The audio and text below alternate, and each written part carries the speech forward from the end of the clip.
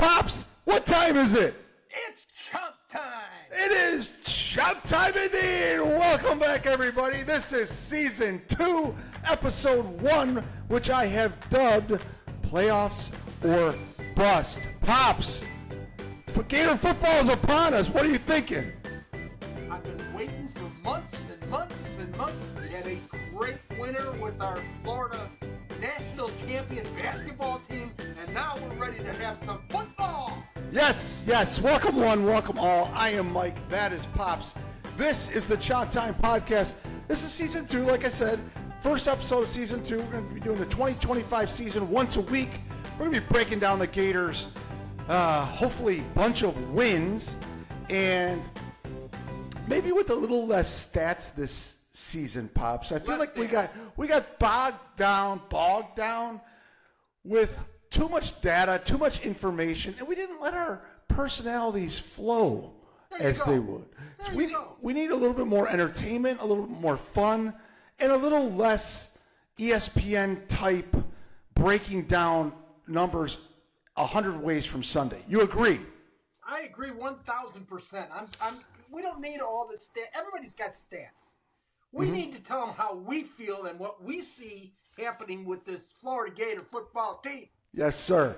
All right, so today we are going to go over a few things. We're going to go over what we think is going to happen with the 2025 Florida Gator football season, where we're going to be with our record. Are we going to make the playoffs? I mean, I think it's playoffs or bust, but we'll get into that.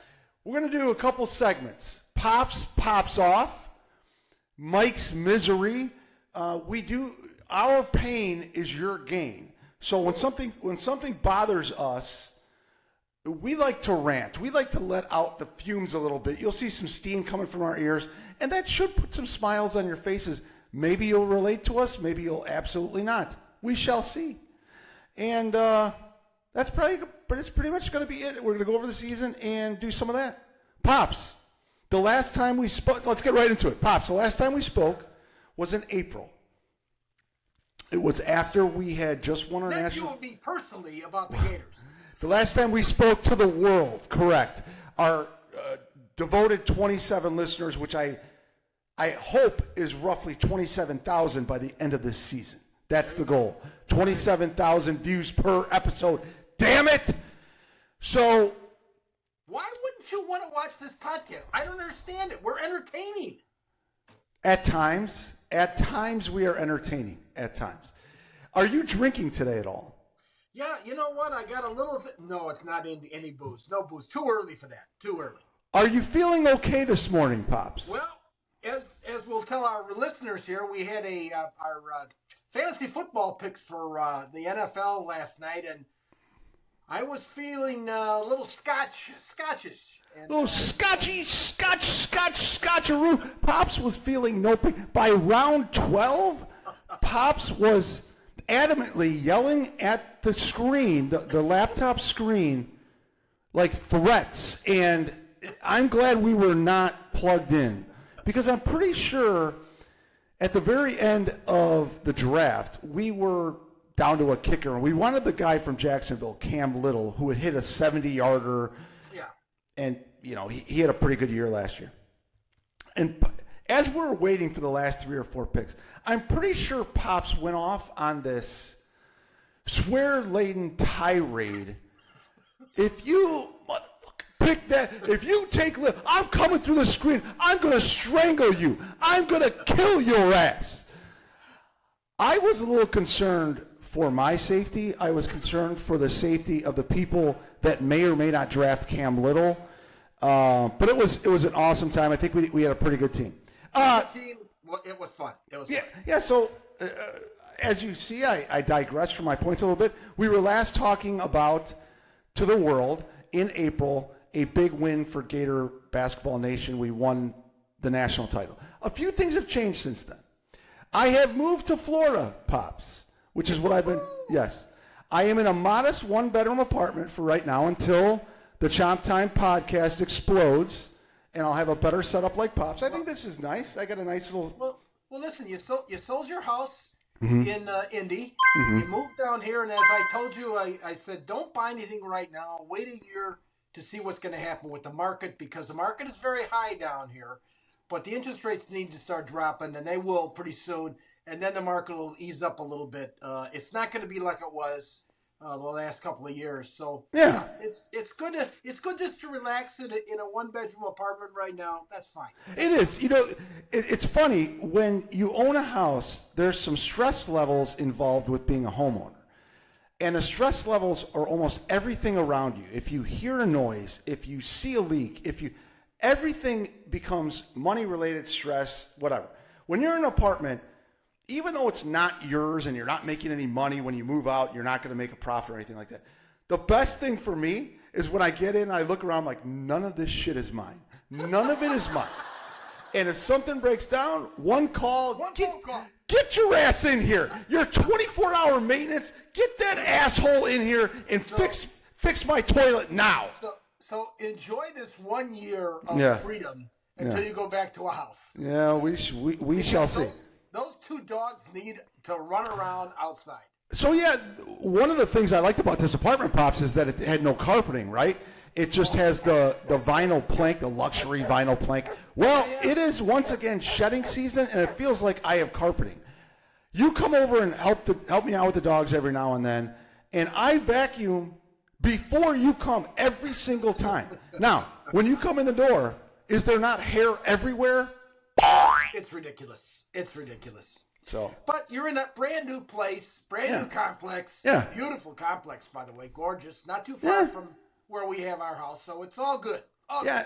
All right, so let's talk some football. Yeah, we had spoken about how excited we were in April for the upcoming football season because it kind of reminded me of 2006 when the basketball team won it all. And it's like, all right, football, are we a football school? Well, you're going to have to do something. And then Urban Meyer, of course, in the next 2 years did win a couple titles. So it feels similar. I believe our team is loaded this year. We are on the upswing. We are trending upward. We're coming off an 8-5 season in which it did not look like we were going to be 8-5 at all in 2024. We started off, what was it? Was it 1-2? Or, something like one. But we looked awful, especially after the Texas A&M, the opening SEC game. Oh. So give me what are your thoughts, your feelings going into this season, Pops? Lay it out for me, Gators football. Well, as most of the Gator Nation, I can speak for, was ready to get rid of our head coach after about the 3rd game of the season. Including us. And I blasted him, Napier, a number of weeks in a row. And then they had the bye, and all of a sudden, everything changed. And I told you in one of our podcasts that we could run this table and win the last 4 games of the season. And you looked at me like I was out of my friggin' mind. Well, you are out of your freaking mind. That's exactly what we did. Yeah. And I will tell you, one of your biggest things about college football is you talk about it all the time. It's recruiting, recruiting. And this guy stepped up to the plate again and did a hell of a job. Listen, we're in a very tough conference, and we got to play. We got to fight the Georgias and the Alabamas and the Texas A&Ms and the LSU. Besides the Ohio States and the Michigans and the rest of those teams, right? For these athletes, there's a lot of athletes in Florida. I thought that he did a very nice job this year, and he does an excellent job of going into the portal and picking out 1 or 2 or 3 guys to fill in spots that he needs. He's done that consistently in the last 3 years, and I like that part of it. I think that right now, I think that the season is very high for us. It could be very, very high for us as far as win content. We have, again, as most people will say, the toughest schedule in America. It is very tough. Yeah. But you know what? You play who you show up against. Next year, it's going to change because next year we're going to have 9 SEC games. This year we only have 8. So everything ups up a little bit even more. So, but this is a tough conference. I will say this, for all the believers out there about the SEC, the last 2 national championship teams came from the Big Ten, Michigan and Ohio State. Yeah. So it's time for us to step up and do our thing. I have tremendous feeling about how we will play this year. Okay. I agree with you. We're loaded at many multiple positions. Right. All right. Well, let me say a few things. I think he's recruiting decent. We are still getting out recruited. I mean, so top 10 classes are nice, but Ohio State, Georgia, Alabama continue to just absolutely crush everybody in the top 3, and they interchange spots every year. And what do those teams all have in common? Lots of money, 5-star players, tradition. Win. Yeah, it's all about winning. Yeah. Players in college that go to college from high school want to go to a winning program, period. Everybody's got facilities today. I mean, everybody's got top facilities. Well, right. And what I was going to get around to was if we do not go 8-4 this year, like if we're 7-5 or worse, Billy's done. Our recruiting will not be a top 10. It looks good right now, but again, these guys can switch schools and commitments 100 times until December. So once again, we approach a season that is enormous for this program. Now, to his credit, he has assembled a roster that I don't think I have seen since our championship days, 2006 to 2008. Our wide receiver room is loaded. The entire season, in my opinion, comes down to the health of one player. Well, I don't know who we have a couple of decent backups. I hear we have a true freshman that's playing well, and Trammell, he decommitted from Florida State, came over to us. We got a guy from Louisville who's pretty good. I believe he was a 5-star in some recruiting circles coming out of high school. He could be good. He looked good in the spring game. But DJ's ceiling is so huge, and with that comes recruits. With that comes wins. He was 6-1 as a starter last year, and the only loss he had was the game he didn't finish against Georgia, in which he left we were winning. So with that comes everything. And DJ's such off the field. This dude is doing things, buying his teammates Beats by Dre. He's sharing the wealth. Yeah, he's sharing the wealth. His teammates love him. He's a monster. He's like 6'3", 245, and is almost as big as Tebow was in his prime. So I hate to put an entire program on one young man's shoulders, although he's got a lot of money in his pocket now. It all comes down to his health. Let's keep him healthy. Our running back room looks good with especially Jaden Ball leading the way. I like our tight ends. Our offensive line has got to be one of the best in the country for 2025, especially in the SEC. Slaughter was an All-American, and he decided to come back. I mean, he's going to be the number 1 center pick next year in the draft. He should be. And we got some other guys, too. And then our defense, Caleb Banks came back. Tyreek Sapp came back. Yep. We have 2 true sophomore linebackers that are going to be playing on Sundays in the near future. They're back. Cormani McLean apparently is just lights out. Like he's been lifting. He's been on time to everything. He's fast as hell. So he's good. Devin Moore is healthy again as a cornerback. We got safeties. We got true freshmen coming in for defense. I am pumped. I cannot wait to see this team play. And the best thing is we get a couple of, at least one preseason game this year. So we play Long Island University to open up the season this Saturday. Yeah. And then South Florida's Division I. They got a team, but I think we'll handle them before we get into the crux of the schedule. Pops, I want your prediction for the year, and I will follow with mine. And we're talking strictly record-based. You could go over the teams quickly, the games quickly, but I want your overall record. Let's both get a piece of paper here. You got a piece of paper right Yes. All right, because everybody's going to see that we did not do this ahead of time. All right. And what we're going to do is we're going to take that little piece of paper and we're going to show each other what we think that is, and then we'll go through these teams. This sounds like a stupid idea, but go ahead. Let's see what you got, Pops. Go Are ahead. you ready? Where's your piece of paper? It's somewhere. Just start whatever. All right, here. Just tell me I got mine already written down. Tell me what you think our record will be. I believe the Gators are going to be going 9-3 in the regular season. Can you see this? Wow! Move it over a little bit to yeah. So 9-3 was yours. All right, so we're both saying 9-3. Now both of us last year said 8-4, and we ended up being 8-5. We didn't include the bowl game, but I'm saying 9-3, and it'll be. We'll be pushing for the playoffs. It's going to be tough. Let's see if we were thinking exactly the same. All right. Obviously, a win at LIU. All right. A win at South Florida. Yes. Our first loss to me is LSU. I echo that. And then I have a win at Miami. I have. What is going on here? Why are we? We're not supposed to be agreeing so much, but yes, I have Are that. you ready for this? Yeah. The next, I got a win at Texas. As do I. Okay, Texas A&M, I got a loss. I got a win there, so that's our first difference. I got us winning at Texas A&M. You have us losing. Okay. I have us winning Mississippi State. Agreed. I have us winning Georgia finally. Okay. I have a loss for at the Georgia game in Jacksonville. Okay. I don't think Georgia's going to be as strong as they have been in the past. All right. I have a win at Kentucky. Yes, sir.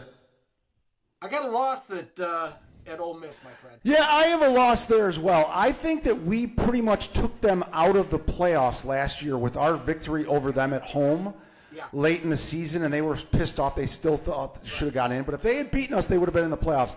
I think they will, even though they have a new quarterback, he's got quarterbacks upon quarterbacks there. I think that offensive mind. Yes, I think that's going to be a very tough game to win, even if we're relatively healthy in Oxford. Yeah, and the last two games win-win. So basically, the only thing that we both have different is I have Texas A&M as a loss. Or no. I have LSU as a loss. You had that as a loss. Yeah, our differences are the Texas A&M game and the Georgia game. Gotcha. The Georgia game, you think we're going to win? They still got. I don't think Georgia has as much firepower as they've had in the past. That's my opinion. I looked at their roster. I've been listening to and looking at different things. I don't think they're as don't get me wrong, they're strong, okay? But I don't think they're as dominant as they've been in the past. Well, is there a quarterback, Gunnar Stockton? Is that their starter? It looks like it. I don't know. Well, I mean, because I'm not impressed with that dude at all. I thought it was so funny when I don't think it was the Florida. It was some game where Georgia had their first two quarterbacks hurt, and they still didn't bring in Jaden Rashada, who's on. Where is he at? Sacramento State or some shit now? Yeah, he's at like six different teams. Go back to the West Coast, Rashada, and take your lawsuit with you, Pops. Right, let's just go real quick here. I want to do one thing. Out of all these games.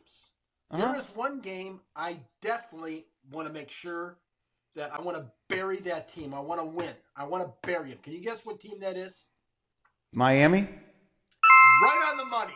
I hate that friggin' quarterback. I just think that this guy thinks he's a bag of chips and more. Give me a break. Good for him. He got the bag. He got a ton of money off a very subpar season. And he was with one of the Miami basketball girl, Cavinder girls for a while. That's over with. It's over. I think they both got a couple of new toys to themselves. I don't know if you saw that. I think they got some things implanted. It's a separate story for a separate time. Pops, we have a new segment I'm going to go into right now. It's called Pops Pops Off. And basically, it's going to be you, and you only get 30 seconds. I'm going to get the timer ready. I have the timer ready. I'm going to give you 30 seconds to pop off about whatever you want in the world as we sit on. We're recording on August 26th. Are we talking about Gator football? It could be anything. Pops off on anything. Could be Gator football if you want. I'm going to start the clock. You have 30 seconds starting right now. I hate social media. I just hate it. I am so sick of social media. And I just, trolled you yesterday saying, I sent you a text, hey, looks like Lagway's going to start against LIU. I am so sick of these morons that are out there. Oh, he's hurt. Oh, he's not hurt. Oh, he thinks he's going to play it. 10 seconds. I'm sick of friggin' social media. Guys, shut up and watch the game. Time's up. Stop. Well, I got that done in 28 seconds, so that was under 30. Very well. I couldn't have said it better than myself, Pops. We'll do Mike's misery here in a minute, in a few minutes. But so, I guess my question to you. Yeah. With the big weekend coming up, and we're predicting Gators 9-3, 9-3. Yeah. If that happens, Billy Napier is going to get an extension, and we are going to have to be okay with him as our head, because if we go 9-3, DJ's coming back for his junior year. If he didn't win the Heisman this year, there is going to be enormous. But this is a lot of hypotheticals, but he is going to get an extension. Let me tell you this: if he does go 9-3, we're not going to make the playoffs because it's just not going to happen with 3 losses. No. I don't. It's just not going to happen. They don't want to set a precedent with 3 losses. So here's the thing: if he goes 9-3, and then next year we have 9 SEC games, absolutely right. Lagway is coming back, and pretty much he's going to do a terrific job on recruiting and get more guys in. Mm-hmm. He'll fill in what he has to do. He deserves it. If he goes 9-3, he deserves to get an extension for everything that he's had to. This last 2 years, last year and this year, toughest schedule in America that we have to play against. Okay, so I think he does deserve it. He's been under an awful lot of pressure. He kept that team together. I don't know how he did it, but he did do it. We got all of the benefactors doing all kinds of different things within the organization, making sure that we have the best of everything so a recruit comes in. All these different things that he's done. Billy has stayed level-headed. You know what? He could have gone off a number of times this last year, and he didn't. He's stayed level-headed. He understands how this works, and he knows that no matter what happens, his job's on the line based on the fact that he's got to have a tremendous record. I agree with you. If he went 7-5, he's gone. You'll see a lot of players go. Oh yeah, because the upward trend in my opinion, has to continue for the program to keep rolling on. He doesn't have to win the whole thing. He doesn't have to get to the playoffs this year. But 9-3 keeps that momentum, especially if we win that bowl game. If we go 9-3, we're going to be in a New Year's. There will be playoff with our schedule. There will be discussion that we deserve to be in. But even if we're not with 3 losses, I would understand it. But it would be a New Year's 6 or whatever they're calling that this year.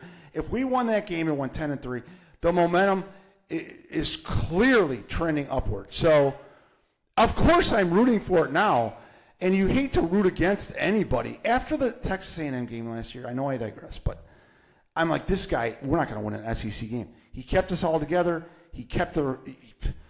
I don't know how. I think DJ Lagway had a big deal to do with that. I think the whole team loves him and feeds off of DJ Lagway.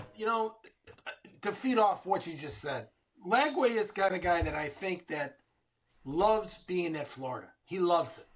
It would be very, very difficult for him to leave. It really would be.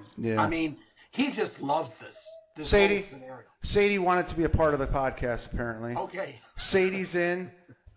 Sadie, you probably heard something down the street. Good for you for barking. All right, so I am going to do my little segment now. We're going to call it Mike's Misery. Yeah. I was thinking about a minute, but I'll give myself 30 seconds as well. So without further ado, Mike's Misery starts right now. Well, right now. Tattoos, Pops. Tattoos and piercings. That's what I want to talk about for 10 seconds. You people are out of your blessed minds. When you have tattoos all over your body, you've got shit all in your face. If anybody wants an idea to make millions of dollars, if you have millions of dollars you want to invest, I have 10 seconds left. Invest in a tattoo removal company. That's it. You guys are out of your freaking mind. You look stupid. You look ridiculous. Time. I have to agree with you 100% there. Some of these, the nice tattoos are there, but all these piercing things are getting to be, the ears are hanging down like they have. I don't. I never got the spacers. The spacers are when they put like Oreo cookies in there. Listen, I'm 75 years old, so you know what? the normal tattoo doesn't bother me. I mean, it is. I mean, if you think about it, tattoos really were guys who went into the Navy. They were putting tattoos. This is back in the wars, back in World War I, II, and all this stuff. But it's come to a whole different. I mean, the people that put tattoos in their face, I'm sorry, I can't handle that. And just the bull, like you the nose ring. You look ridiculous. Yeah. Now we're gonna wrap up this episode here. That my little rant and possibly your rant as well is showing our ages respectively. This is a big year for both of us. When this airs, I am going to be 50 fucking years old. Like 50 fucking years old. In less than a month, Pops, you're turning the big 75. So we are showing our age with our little rants and our misgivings and yelling at all the youngsters. But yes, we think you all look pretty damn stupid out there. And social media, I will piggyback on that. 98% of it is awful. If social media ended tomorrow, the world would be a better place. Having said that, check me out, Mad Valid Mike on Instagram, Mad Valid Mike on YouTube, Mad Valid Mike on TikTok, Michael Cuth on Facebook. We need more followers. Pops, we haven't done this for, what's it been, 7 months or 8 months? We were a little rusty. Let me make 2 comments. First, quickly. A little RIP for Mr. Kyle Trask, a terrific Gator. Hopefully he'll hook on with some other team. He never really got a chance, obviously, at Tampa Bay. Right. He'll get a chance somewhere. Don't worry about it. Yeah, he'll be fine. And the second thing I want to talk about is, can you tell me the only college programs that have won 3 national titles in football and 3 national titles in basketball? It's not a long list, Pops. It's not a long list. It's one right here. These Gator heads. It's just one. We are the Everything School. That is what we are. And this was episode 1 of season 2. Playoffs or bust for the Chomp Time podcast. I am Mike. That is Pops. We're going to see you once a week. Every Wednesday we'll be having new segments, new talk about the Gators. Probably we won't go as many stats. We're going to make you laugh this year for sure. Chomp, chomp. Pops, the season is upon us. As always, come on, Gators. Get up and go. Go Gators. See you soon, everybody. Cheers. Boom.